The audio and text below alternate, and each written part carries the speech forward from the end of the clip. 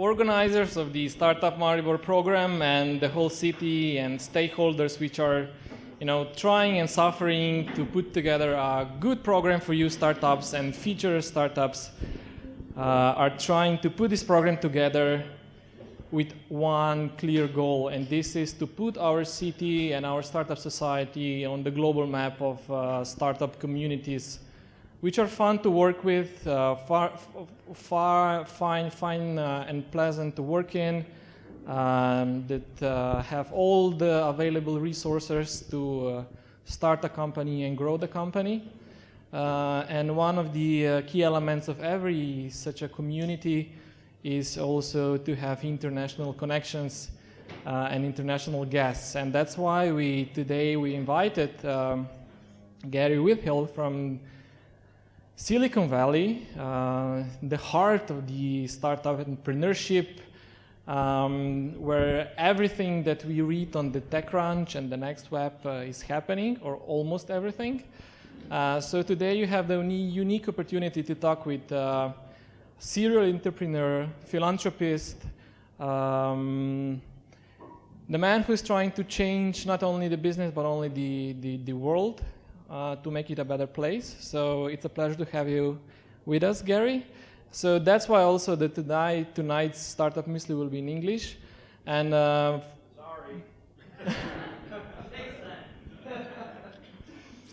And the topic of tonight's discussion will be financing, raising capital. When is the company ready? What are the conditions? What are the term sheets? What are the odds to gain capital? How much capital? From who? Where to find capital? So we are very open, structured discussion. So I hope you got some questions ready. Otherwise, as usual, I got in a lot. And Gary will try to answer all the questions.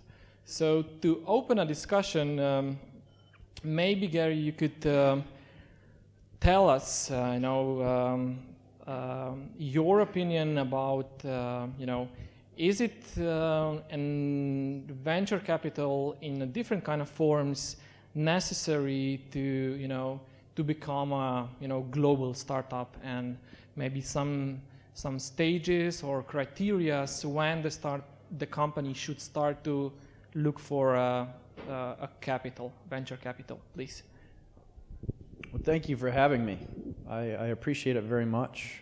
And really, that's the picture you guys chose? Jeez Louise. Raising capital is a very interesting thing, my friends. And you know why it's interesting is because there's two ways to build a business. Right? Raising capital or never raising capital. And I am of the ilk that you should never raise capital, right? And most of you are not here to learn how to build a business without raising capital.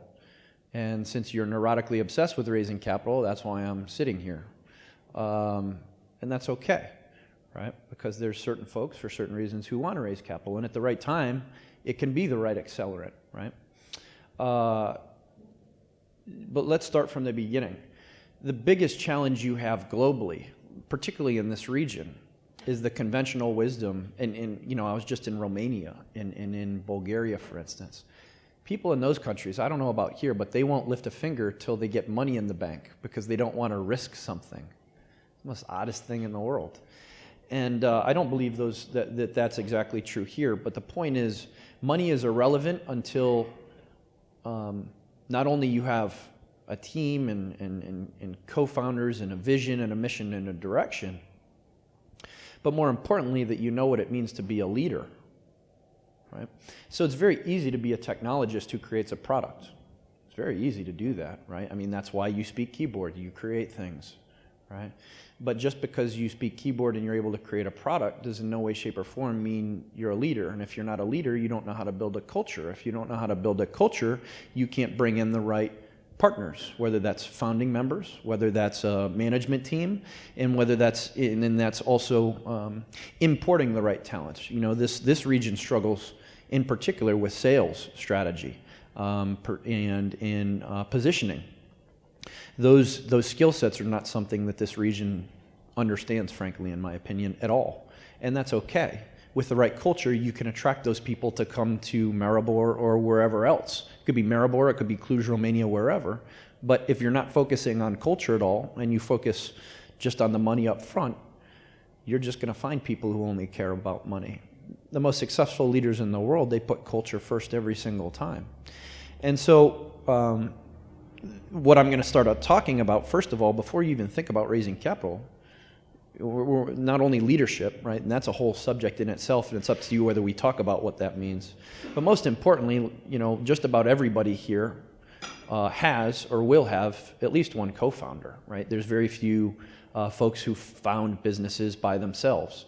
And the reason why is most of us don't have all of the necessary skill sets to not only be a founder and a leader as a founder, but also a CEO and a process freak, right? There's a very big difference between a founder and a CEO. There's a very big difference between a founding culture and scaling a company and creating what that culture looks like, 25 employees and bigger. And so the reason I'm digressing is because we never talk about these things. We just hop right into, oh, how do you raise money? What does the PowerPoint look like? Frankly, all of that's irrelevant because you haven't sat down with your co-founders yet and talk about their mission, their vision, and their values. I spend a lot of time actually in co-founder mediation, right? Because what happens is, you know, right, we as creative individuals, whether you're a salesperson or you know, you're an engineer or you're a marketing person, right, we hop right into the pot, right? As an entrepreneur, if you're feeling froggy, you jump in the pond and you figure it out later, right? If you're jumping in the pond, you're like, oh yeah, you know what, the boat will show up at some point, we're not going to drown, right?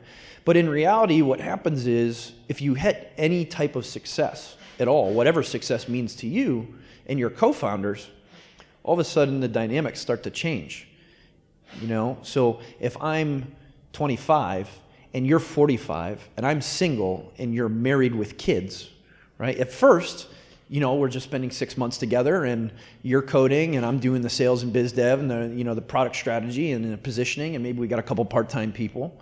And then all of a sudden we get a client who wants to pay us $1 million. And I'm ready to work 20 hours a day to make that work, 7 days a week. But you're married, right?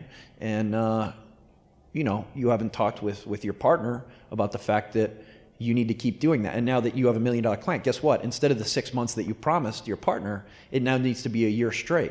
There's a different level of friction that happens to you personally. And so we spend all this time talking about businesses, and we spend no time up front talking about our 1-year goals, our 3-year goals, our 5-year goals as founders, right? At some point, I'm going to want to you know, settle down, whatever that means, have kids, or whatever my plan is. And look, there is no difference between building and scaling a company and being successful and having a successful personal life. They are symbiotic. And we spend so much time only talking about our companies, but the success of your company is a byproduct of not only who you are, but who you surround yourself with. So if you have a, let's call it a challenging life at home because you haven't spent the time to communicate with your partner and you haven't spent time communicating with your co-founder, how do you expect when the friction happens, whether that's a big client or you lose a big client, how do you expect to navigate those waters? When is the right time to meditate? I still got your first word in my mind. Sorry. To talk about this issue, just before you set up the team or when you get first traction from the market, and when is the right time to clear all this issue you mentioned? So the long-term vision, or when is the right time? Because usually entrepreneurs hop on an opportunity and they don't think about, you know, what will happen if something ABC scenario happens. So is it important just at the establishment of the company to clear all these things, to write them down, or when is the most appropriate time? It's a great question. Very few people actually ever ask that question. You know, if you think about ourselves as human beings and how we like to be communicated to, I don't just shove everything in your face and say, here you go, deal with it, right? That normally never works with any human being, right? It's a trickle effect, right? Because we all have different experiences in life as human beings. And we think that we have a shared mission, vision, and values. You and I don't know that yet, right? And so what I do, at least when I'm building businesses or when we're bringing on a new team member, is we do some very strategic things, right? So one of those, which actually happens to be a really good one in this, this type of region, is you got to get somebody, a little drunk. Oh, I'm serious. Because you have to see who they truly are, right? And if they don't drink, put them in some type of situation that gives them social anxiety, where it forces them to be who they truly are. It's easy for me to put on a front. It's easier for me to fake who I am. It's not easy time and time again in a lot of these social situations. And it's important to understand how people react, because we all, at some point, have a point where we break, or we have some other reaction than just kind of calm, hanging out, and this and that. And that's the first step, right? Because we need to understand who a person is, what their background is. We spend so much time talking about founders, and I need a co-founder.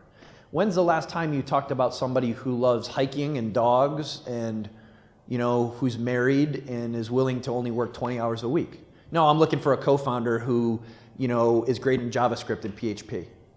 Right? We never talk about the human aspect of it, and it's the human aspect that matters first and foremost than anything else. So you start with simple things like that, but then it gets into what I like to do is both some of the social aspects and then get into some of the logical aspects and data-driven aspects. So there's two tests, right, that are phenomenal at understanding how a human's brain works.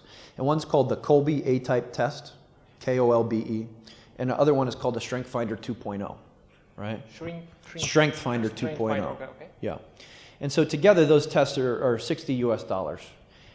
And you know absolutely everything about that person.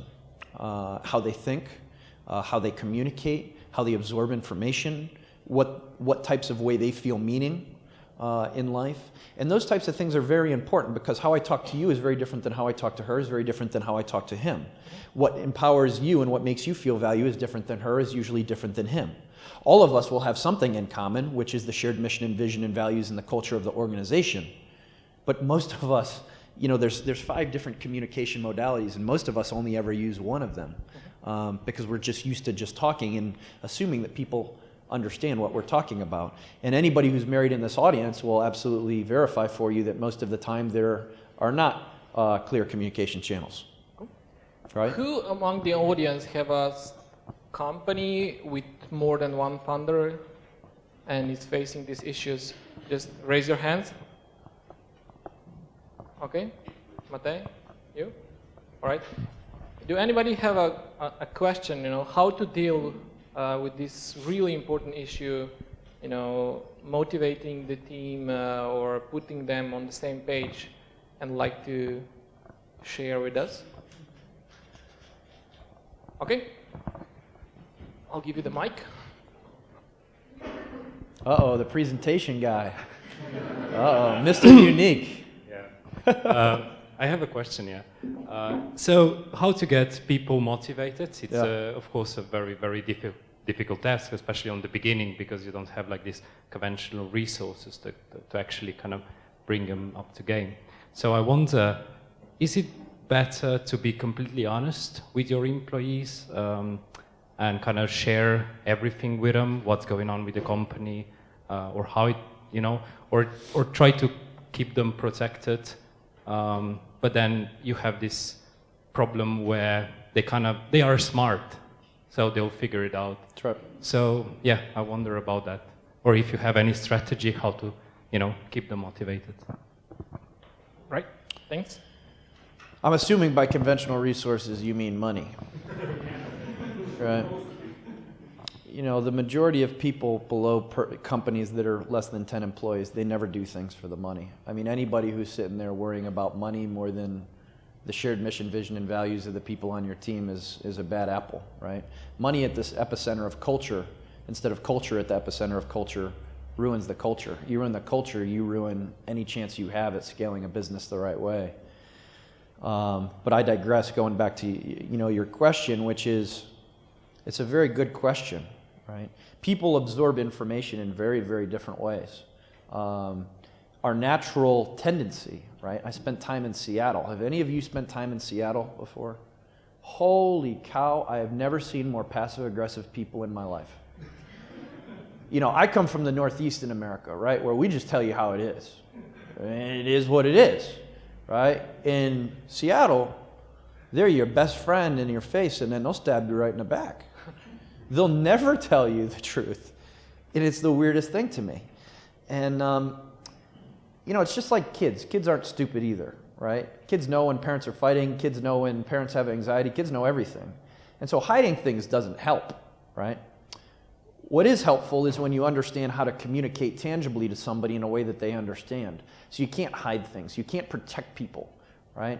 The best thing you can do is actually empower people with information, right? I shared a story earlier today about what we had to do at a print group that I was a part of at one point. And we didn't have to tell the employees what we told them, but we did. And it was a hard discussion. But the thing about hard discussions and the thing about the right culture with the right people is that if you're honest with them, truly, from your heart, and you just tell them, look, we thought we were going to have the client, right, this week. Get that out of the way there. I think that's what you're... You know, we thought we were going to have the money in the bank. We thought we could pay you. But we can't. And here's when we're supposed to get money. I mean, yeah, it's a crappy conversation to have, right? But that's what leadership is, my friend. You know, life is not easy. Being a founder, being a leader is not easy. Having those conversations, looking somebody in the eye and telling them that they can't pay their mortgage for 2 more weeks, those conversations are not easy at all. But the right people who believe, right, you can put a lot of straws on a camel's back before it breaks. The right people who believe, they will continue to stay with you. It's the weak people who are not in it for the same reasons you are that throw the hissy fits. Every organization that I've ever built, like I said, is structured around culture and shared mission, vision, and values first. I tell everybody up front, you know, we have different days. Depending on where the company is in our life cycle, you know, because sometimes there's lots of money in the bank, sometimes there's no money, depending on which company it is and what the cycle is. And when you empower people with information and they know the cycle of when money is in the door or when it isn't, and how their actions roll up into that, right? And a good structure for that is usually an employee stock ownership program, an ESOP. We have that in America. I don't know if you have that here. But what that does is that empowers people with information, essentially. It's very transparent, accountable, and honest. You want to make more money? Here are literally the action items that you can take so you make more money. Now, a lot of times in a startup, you don't have the opportunity to make an ESOP. But my point being is that, number one, you can't hide information. Number two, the best thing you can do is the 2 tests that I just told you about, because you need to communicate in a way that people understand. And third, most important, is leaders below 25 employees, right? Particularly as the CEO of the company. Your job is basically to be a glorified baby manager. Your job is to nurture the human brain, all of their human brains. You need to be their psychologist. You need to be, you know, the best friend sometimes. Sometimes you need to be the harsh critic. You need to do all these different things that aren't normal, right? Like, it's not easy as a CEO to be somebody more than you are. But that's what the best leaders really do, right?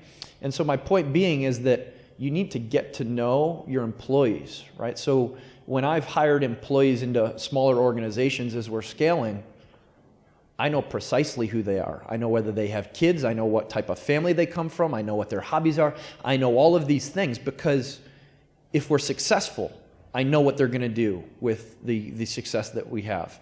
If something happens in a wrong way, I know how to tangibly, empathetically talk with them, saying, I know you didn't get paid this week, and I know your wife is not going to be happy that the mortgage is going to be 2 weeks late, right? I understand that. Knowing the difference between that and just saying, guess what, you're not getting paid, makes a monumental difference in the trust factor. Okay, so let's presume that you have a startup with, 15 employees with good international traction, and you decide to raise money. Yep. What can a startup expect to change when getting, a venture capital on board? You said 15 employees or 50? I don't know, 15, let's say. 15. Or 1-5. Or yeah. Sorry, accent sometimes. Sorry. Or maybe 50, okay?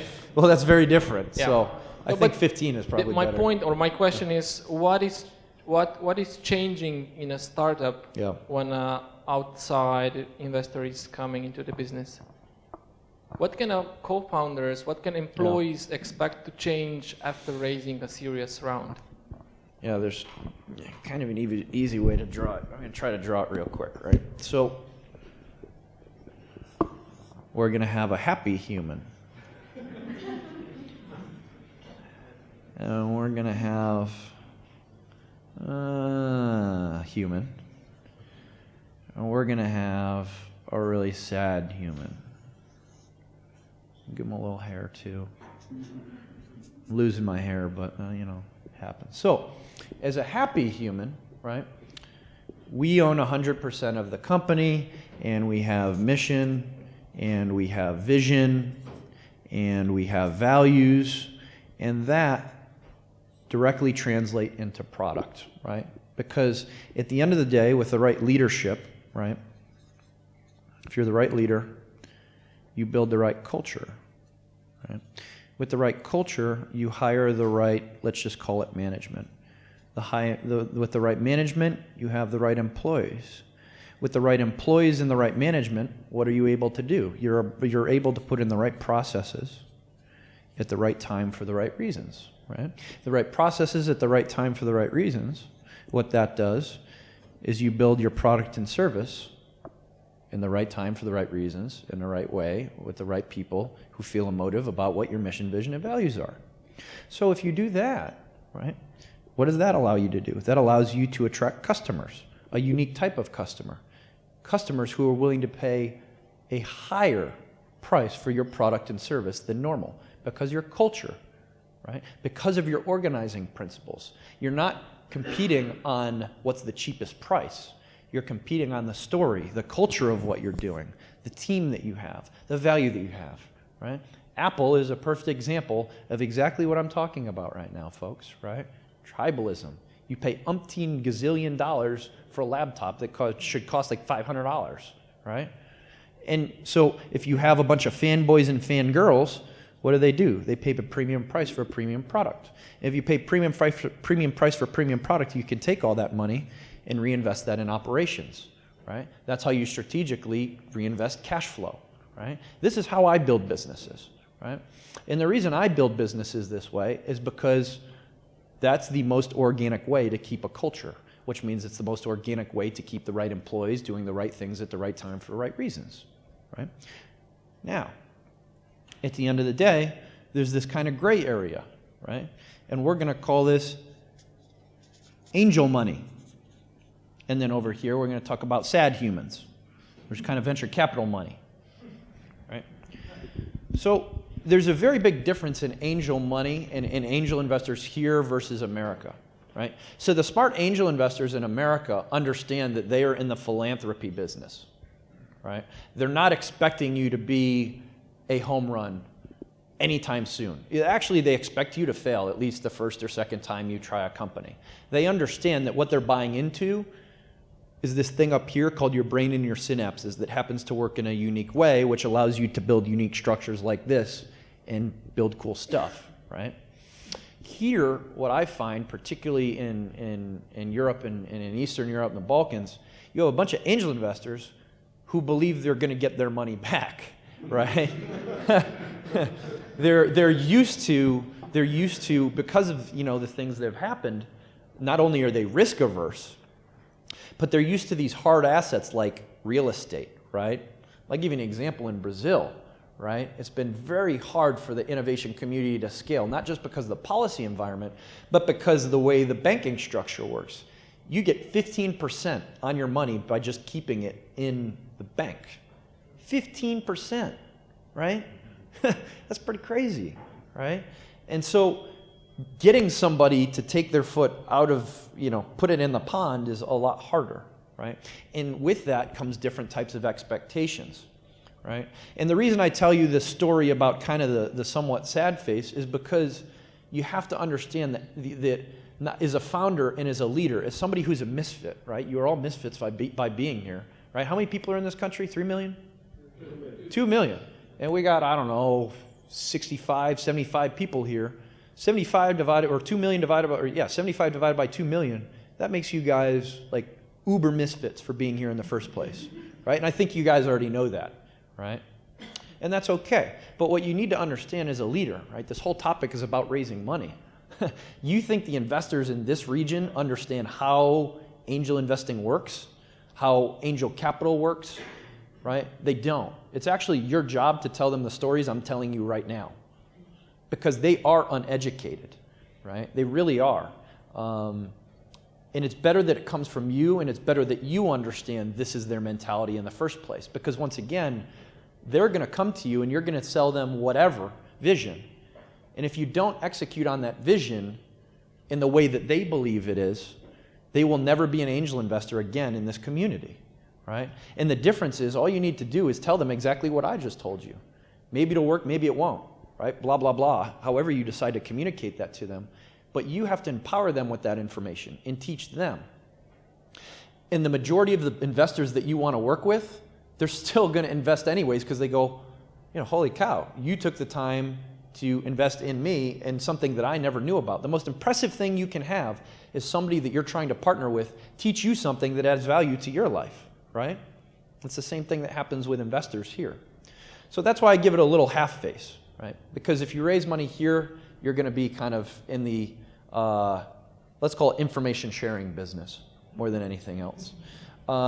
If you raise money in America, it's a very different ballgame, right? Where, and this is once again one of these weird things where everybody thinks you just should hop out of here because of all the challenges and move to America, right? And you should just go raise money there because it's easier.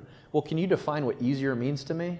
Because the cost of living, the fact that, you know, it's not your native language and people can tell that you have an accent, the fact that it's exponentially more competitive.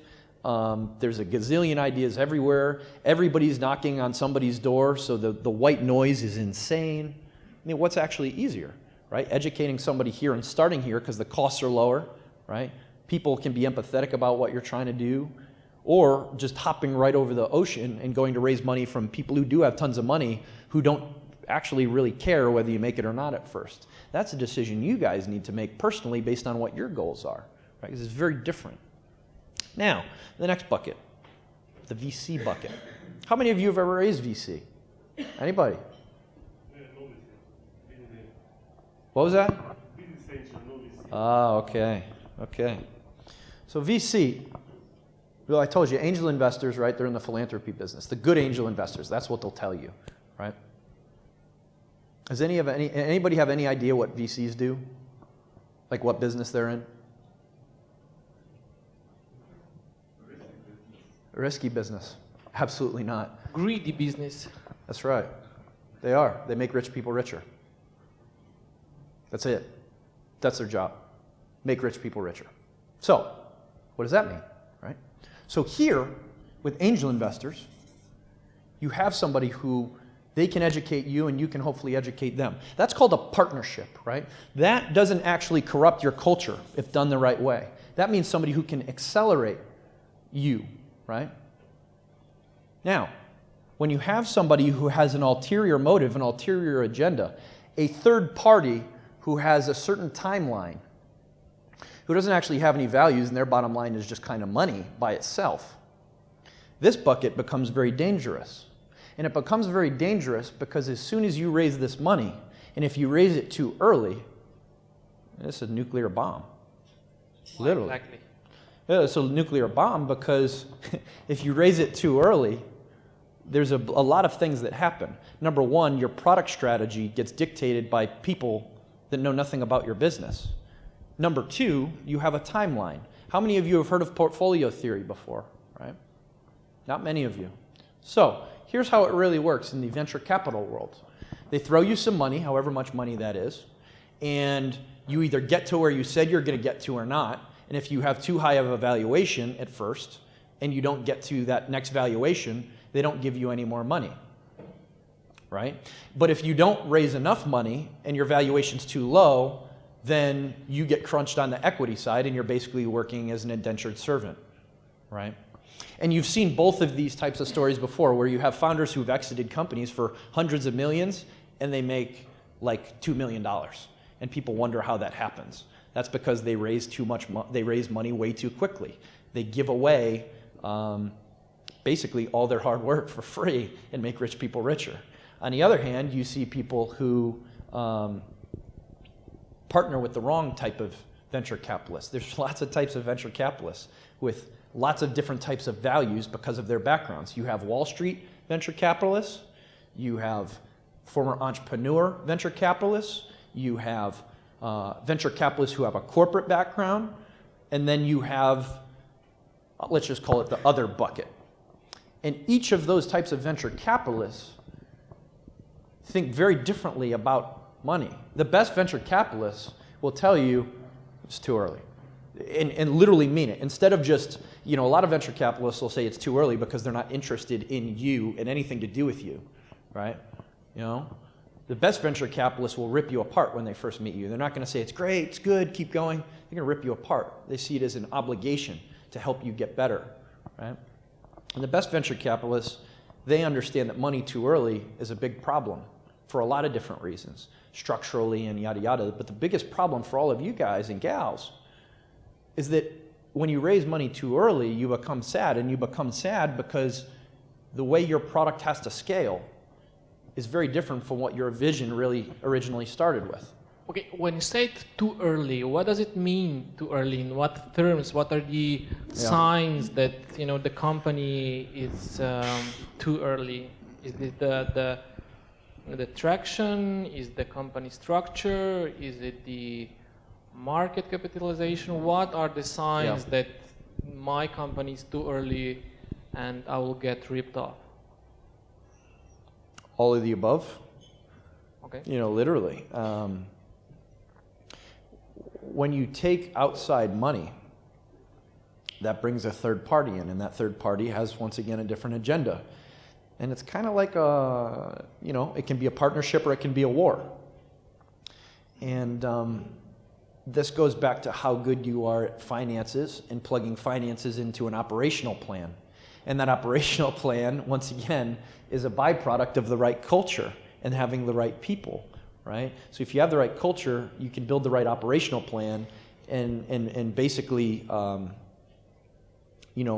that out. What am I trying to say? Build that over the next 3 years, right? That plan from there then will allow you to understand who to hire, when to hire them, literally week by week sometimes, or month by month, right?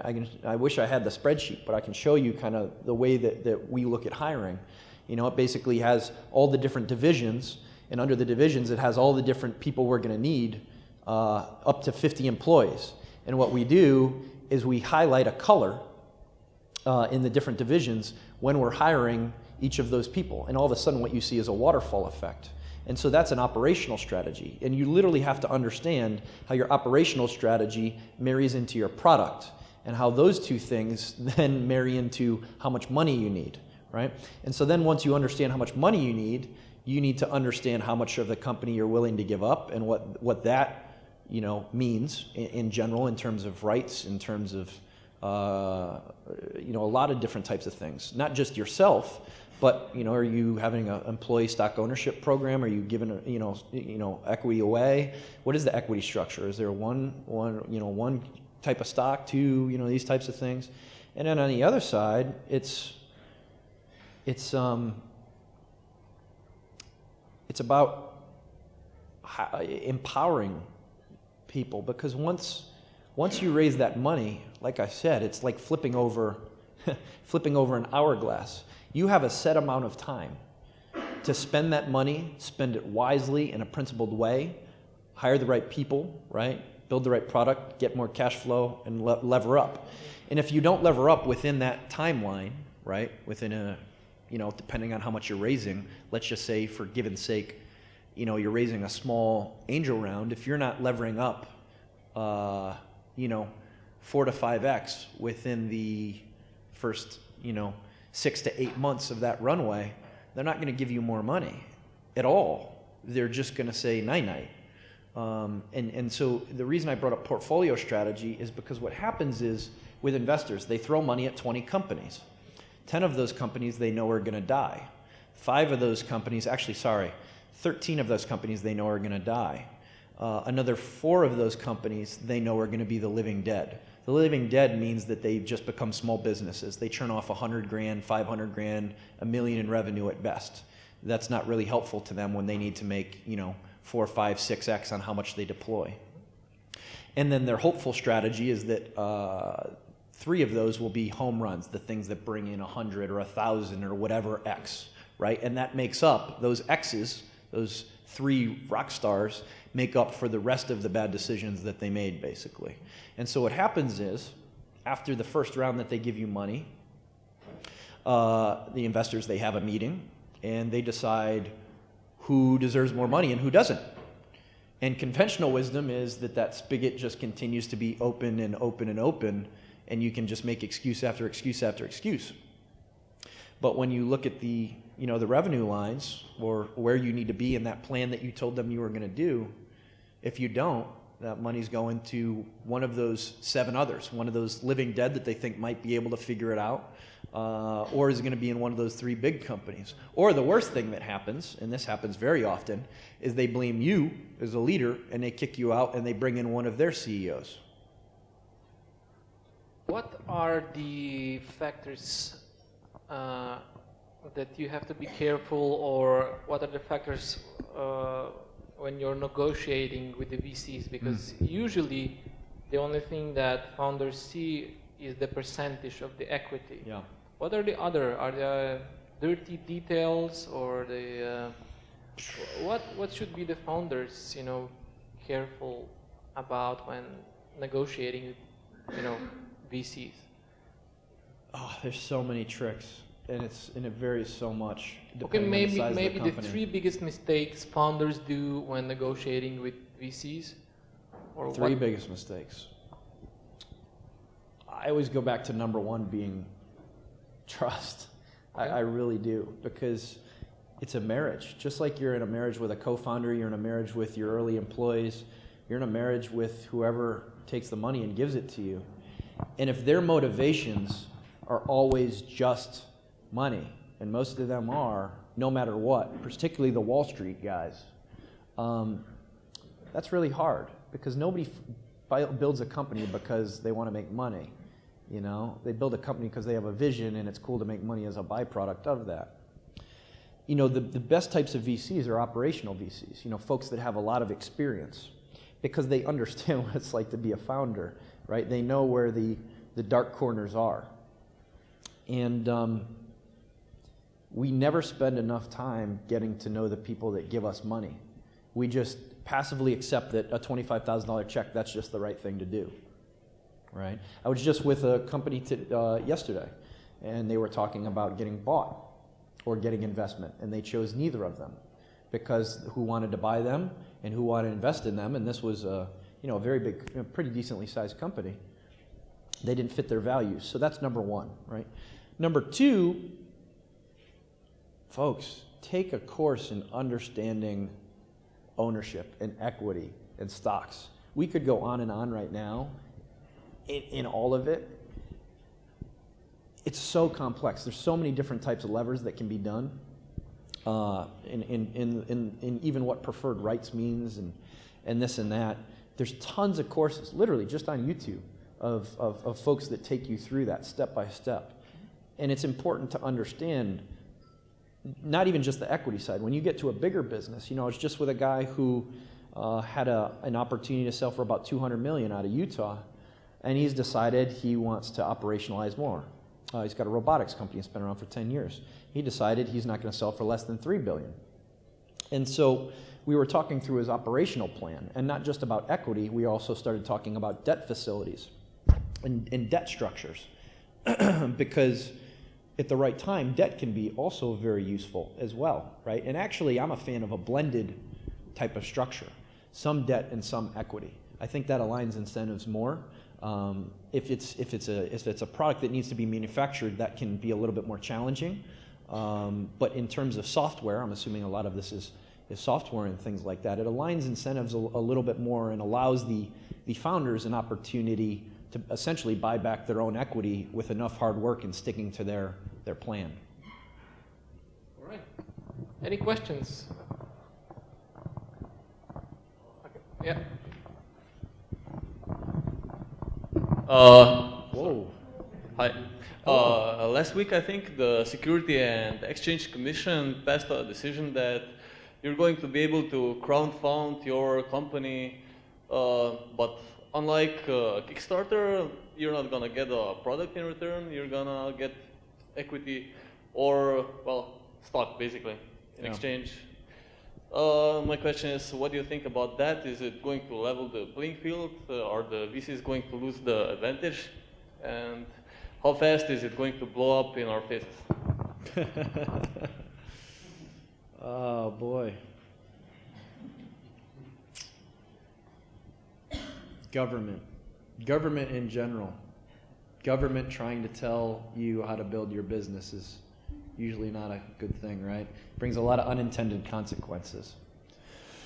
You know, I think that crowdfunding in general is an industry that was made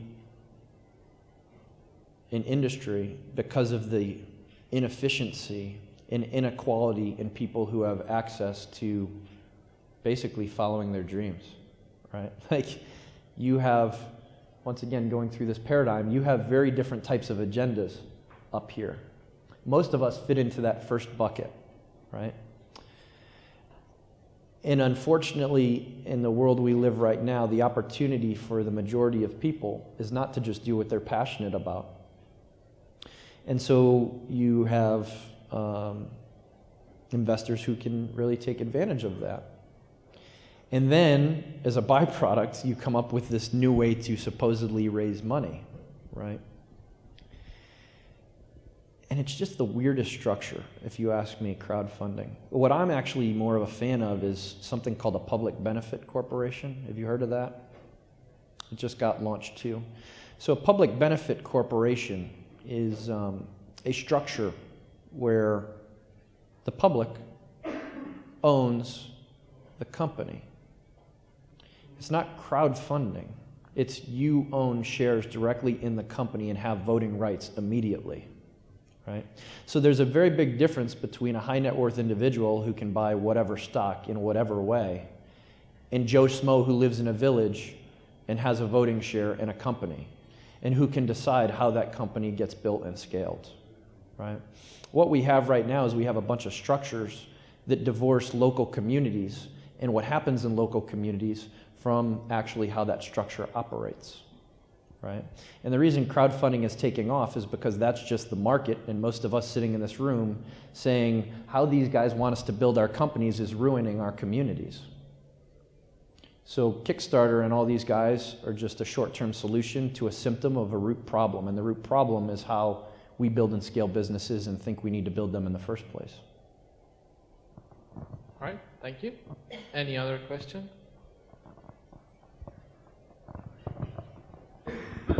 Hello. I have a question about industry where you need a lot of certifications to get into it. For example, like medicine, or we are making a food product where we also need not a huge investment, but for us right now it's a lot. Maybe get 100,000 euros for buying the tools and plastics, and we know also other teams that are in medicine, there goes up to 1 million. Do you have any experience how to get there without an investment and get in the second or the third bucket? Because your story makes a point, but in medicine, for example, it's quite hard without third bucket. That's a great question.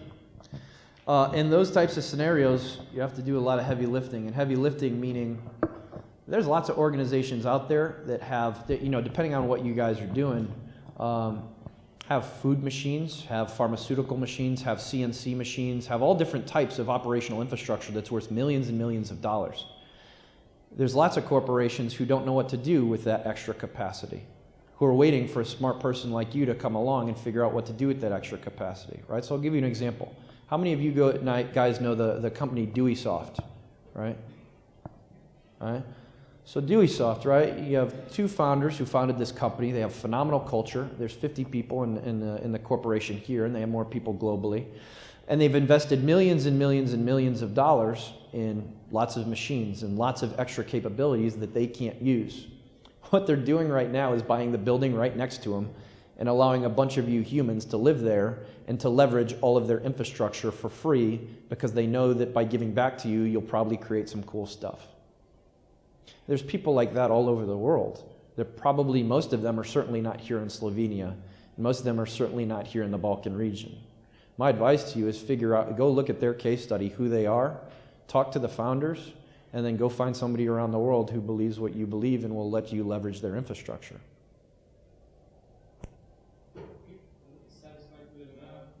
Yeah? All right. Any other question? All right. Tomasz. Hello. So Hello. thanks for the great people perspective and building the companies and ecosystem.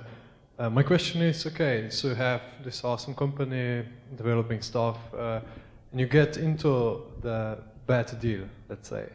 The what? The bad deal. You take the money, okay, you figure out, okay, it's too late, we are not great cultural fit, you are in the, let's say, war relationship, and then what?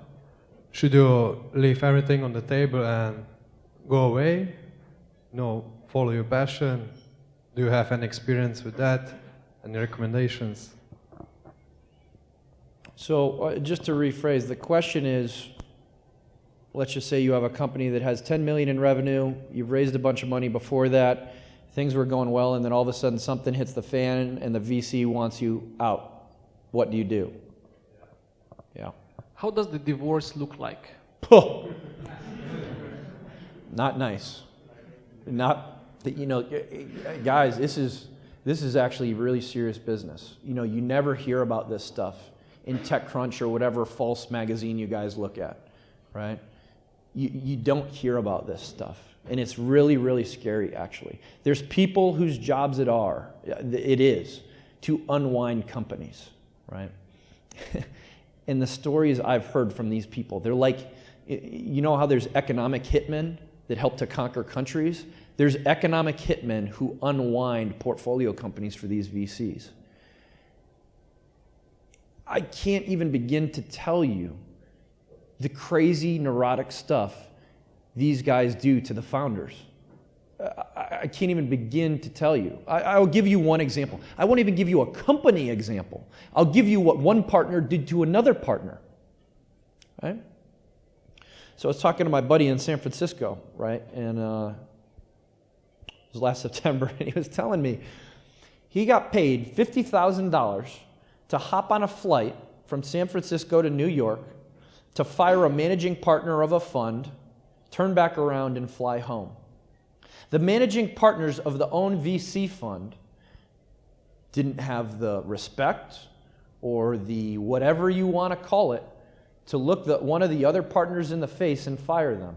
They paid somebody $50,000 of their LP's money to fire him. I don't even know what to say to that. Those types of values. And that's not everybody, right? Let's be honest. That's not everybody in the community.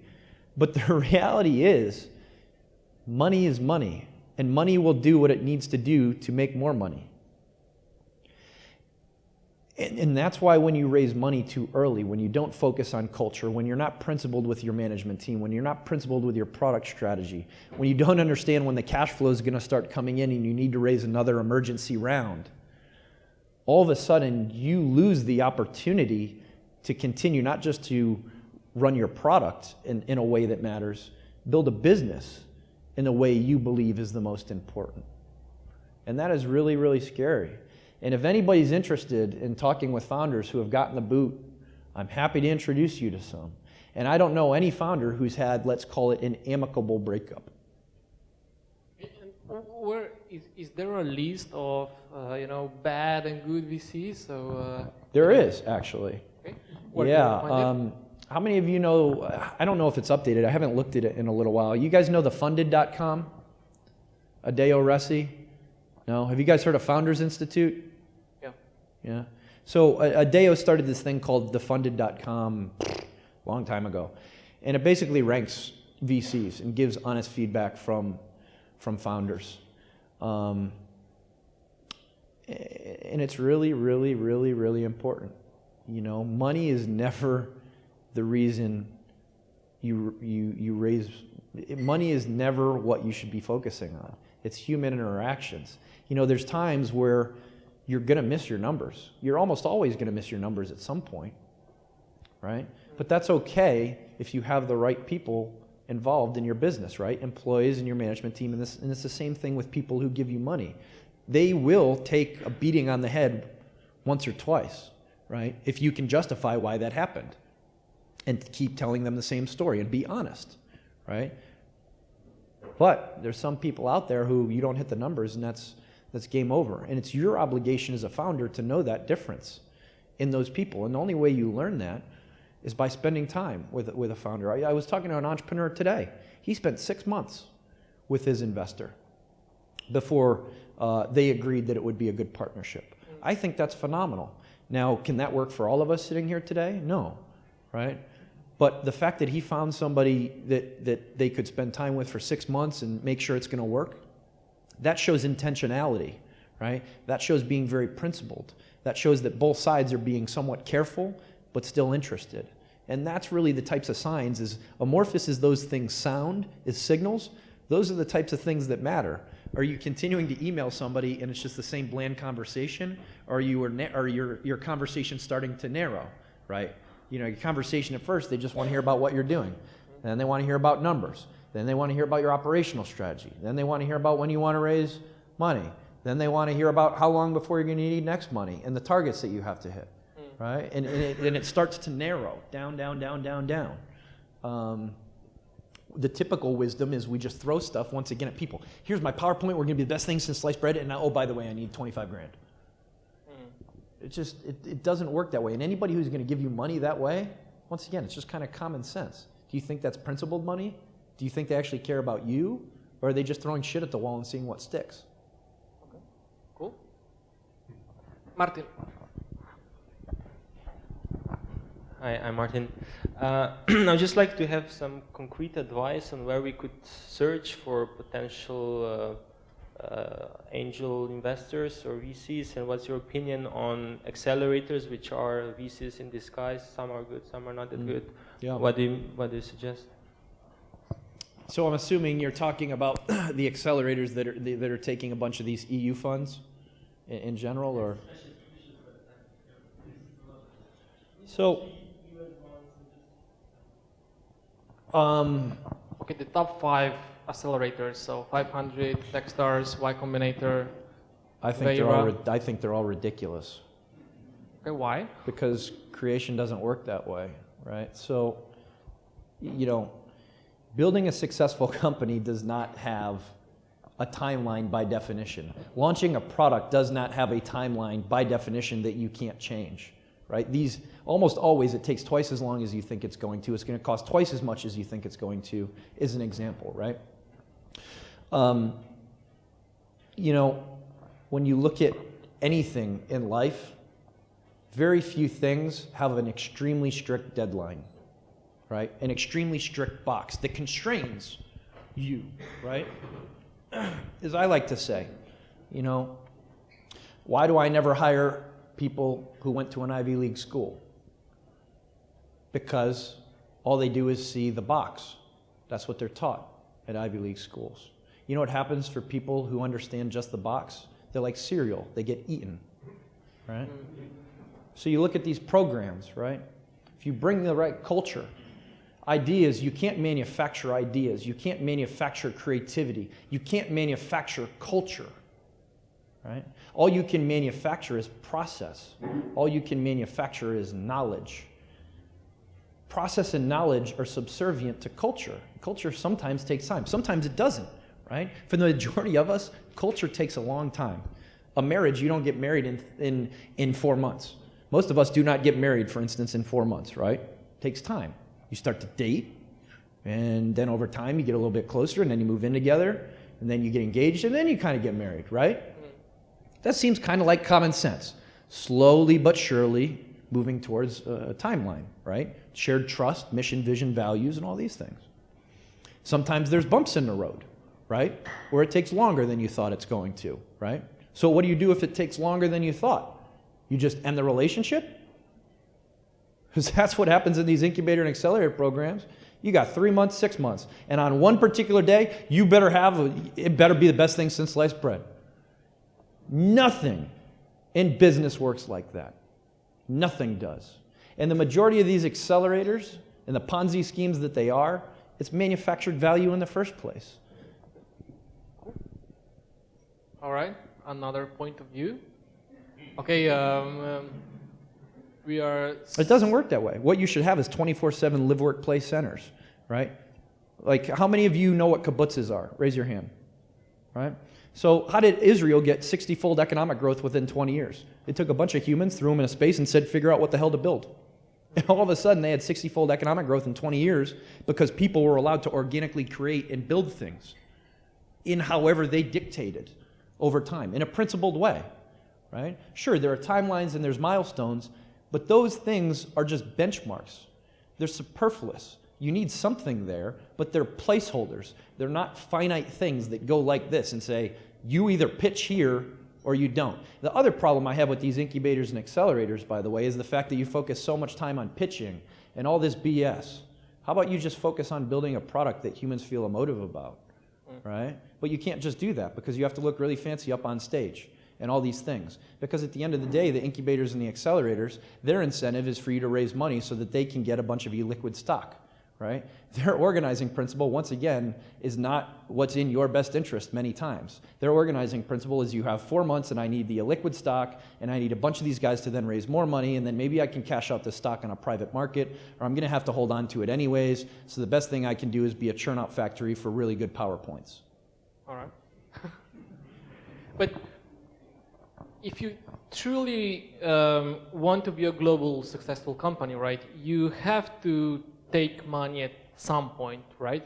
It doesn't, also your experience from, our neighbor city, Târbaulea, from yesterday is that at some point this company, would have to raise money to get really from 5 to 10 million income per year to 2,500 million or whatever. Yeah, I mean, once again, it depends on your goals. The majority of us sitting in this room would never in a million years want to build a company that's more than 10 to 25 people. Ever. Ever. Okay, who wants to build a company with more than 25 people? All right. Okay, cool. Greedy bastards. It's not about greed, it takes an irrational amount of a lot of things to do that. Crazy bastards, okay. Yeah. I mean, it's really irrational because of all the things you need to do. Taking money at the right time for the right reasons is fine, depending on how it's structured, right? So I'll give you guys another example. I'm not always against VCs. What I'm against is VCs who dictate to you what the terms are. And that's the majority of why you guys are sitting here right now, because you think you should just go raise money, which is ridiculous. You lose all the power. You lose any negotiating leverage. Like, it's just war strategy. Once again, you want to have something to negotiate with. If you're a founder and all you have is a product and no company, no revenue, no justification for anything, you're going to get murdered. You're going to get exploited. So if you want to be murdered and exploited, have fun doing it. On the other hand, you can do something kind of like what we got in the smiley face over here. And you could be like my friend JP Werlin, right? He's got the 4th largest CRM in the world for sales. Sales CRM, right? It's called Pipeline Deals. Any of you guys ever heard of Pipeline Deals before? Great product, right? It's so JP will tell you a story, and he tells me this story, and I thought it was very insightful. He goes, Gary, I have VCs trying to throw money at me, right? And they're trying to throw money at him because they have a fiduciary obligation to deploy the capital so that they can make their $2-3 million as managing partners and yada, yada, yada, and live in their pretty houses, right? JP understands that that's their agenda, right? What he understands is the fact that he wants to be a family man, spend time with his kids, go to their soccer games, these types of things. And so he has a company that makes multi-million dollars in revenue and has for many, many years. But he still has a mortgage. He's able to put his kids through private school. His family is able to take 3-month vacations whenever they want, right? And so the decision comes down to what do you decide is the type of quality of life that you want as well. Be my guest. You want to go raise $50, $100 million, you will never be a J.P. Worland. You will never be a family man or woman the way that he is to his kids and his family. And that's okay too. But going back to how we started this whole conversation, money is irrelevant till you start talking about where you are, where you want to be, and who you want to be in the long term. It's okay if you want to raise tons of money, but you have to have leverage too. So, you know, the VCs came to JP since he started because he was extremely successful, right? He built and sold Overstock.com, right? How many of you know Overstock.com? Any of you guys? Okay, so Overstock.com in America was a massive exit, right? I mean, these are some of the more successful guys of that first generation of startups. You know, a couple $100 million exit. People were trying to throw money at him, and he understood the game. He understood that he needed something to negotiate with. And so when he got up to, you know, 3, 4, 5 million, the VCs really started calling. We'll give you 20 million bucks. We'll give you the preferred terms. They were begging him. But his values were different than some of ours here. Where you want to be is where JP was when you have the VCs begging to give you money. Because then you can structure the rights and a lot of the other quirky things in your own best interest instead of in their best interest. And that type of leverage matters. But that goes back to, once again, the happy face. You have to be principled. And once again, J.P. Worland didn't scale his company in 3 months or 6 months or any of this incubator accelerator hullabaloo, right? It took him 3 years, right? That's why it takes 3 years and 95% of businesses fail, right? And within 5 years, 99.9% of businesses fail, particularly startups, right? The odds of you being a long-term sustainable company, meaning live over 5 years and raise money, is 1 in a million. And the reason why is because we raised too much money early. We're not principled in reinvesting cash flow at first and creating leverage.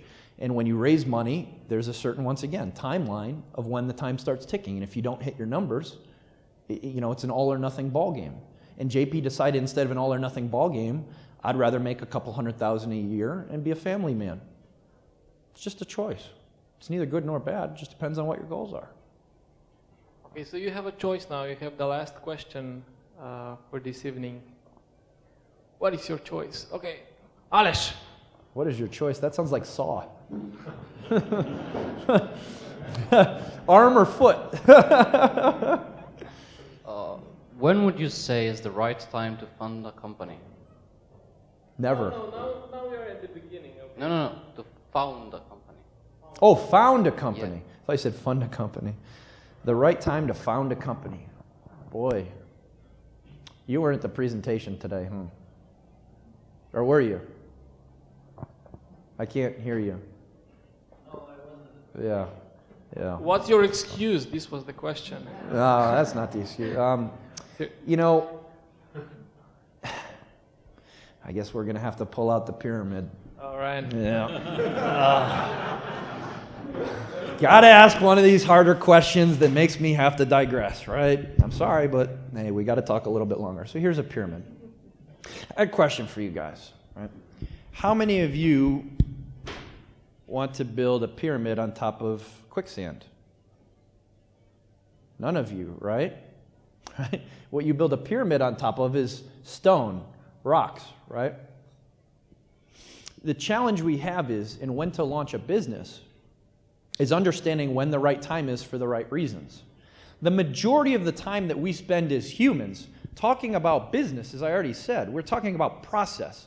We're talking about stuff that we read in books, right? Oh, by the way, how many of you have learned how to swim by reading a book?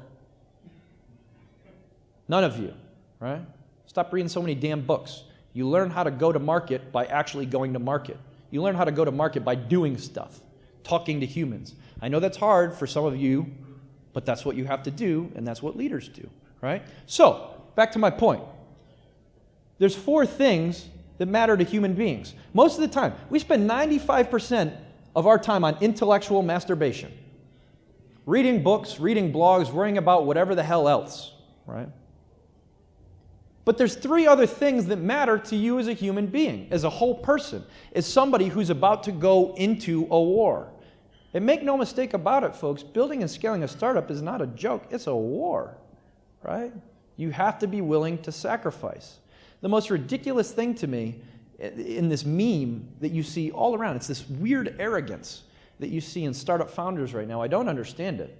Where they think always what's in the best interest of the business has to be in their best interest. The greatest leaders in the world will tell you they do things that are not in their best interest, but in the best interest of the business, their employees, and their customers, right?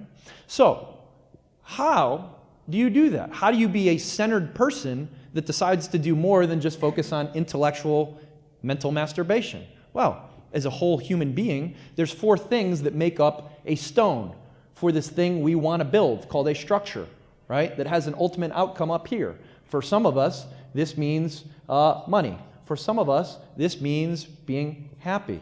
For some of us, this means being healthy. For some of us, this means our family, right? There's a big difference between people who care about money first and foremost and people who care about being happy, healthy, and take care of their family. Everybody who didn't raise their hand, who said they don't want a business more than 25 employees, cares about being happy, healthy, and their family. That is their organizing principles, right? So, what are the other 3?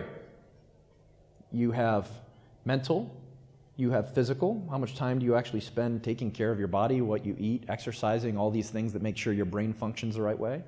Mental, physical, emotional. Holy shit, how often do we actually communicate about our feelings? Just about never, right? How much time do we spend understanding the cycle of trauma and recovery, both for ourselves, for our employees, for our partners? We never do, right? The whole world runs on psychology because the whole world is tribal, right? People are tribal, families are tribal, communities are tribal, companies are tribal, states are tribal, companies are tribal. The world is tribal. And tribalism runs on this funny thing called emotion. You either have higher level emotional motivations, empowering people, or you have lower level emotional motivations. I'm a selfish prick, right? The majority of the world, the reason why we have so much fear, anxiety, and all these things is you have a bunch of emotional people who are in lower level motivations. Why is that? It's because they spend no time on the spiritual.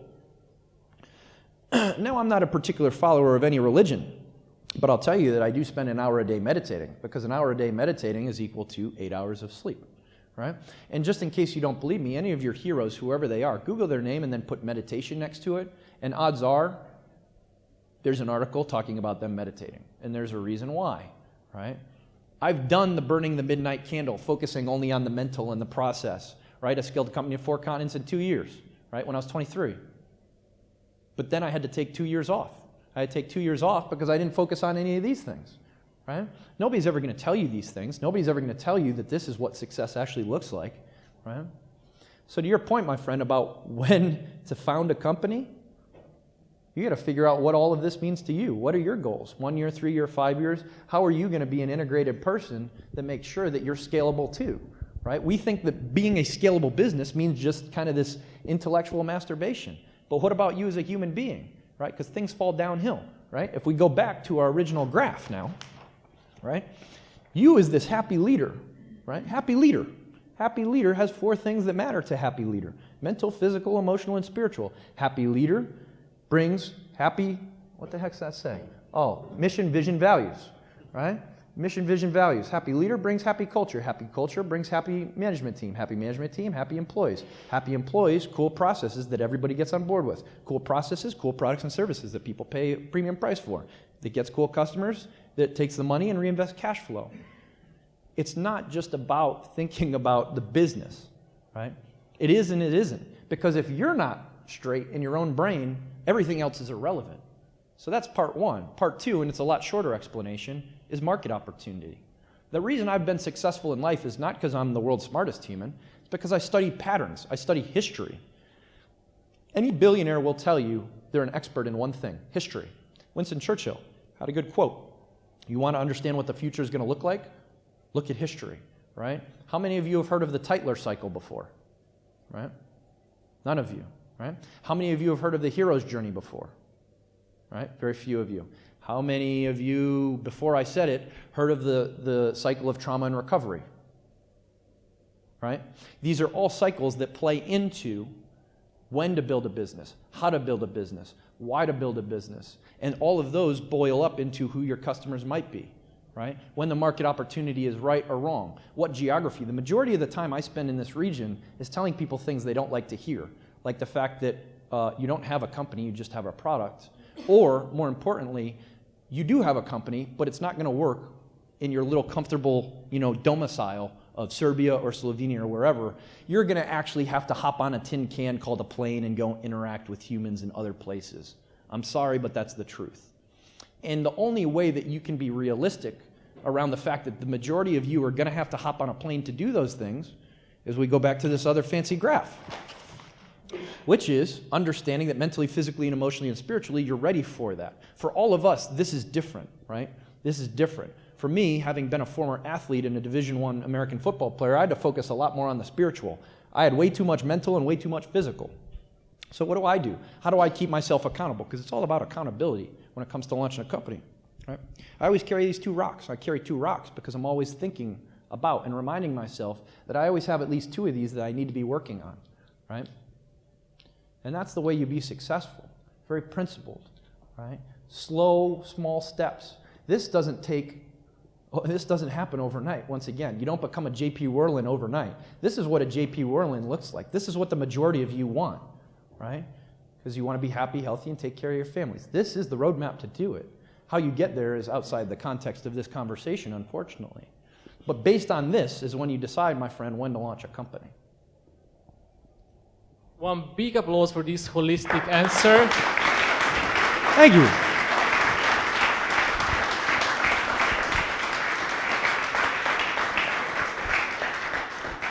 Okay, I hope you find some of your rocks which are missing or you have to work on today. Gary will be also available after this lesson for a few minutes to drink some beer or something. Yeah. Beer? Yeah. Beer's good. Beer is good, all right. You see who humans really are. Cool. Don't let everybody leave yet. We got to take one picture from here and get everybody doing some funky thing. All right, okay. So before you leave... Because you're supposed to be the most livable, awesome startup community, right? Of course. So then you got to show it in pictures. Okay, so please the photographer or... Okay, cool. Cool? All right, so everybody stand up and then you got to do something cool. So to attract Gary to Maribor, we promised him that we are the most crazy startup community on earth. So now we have to prove it, okay?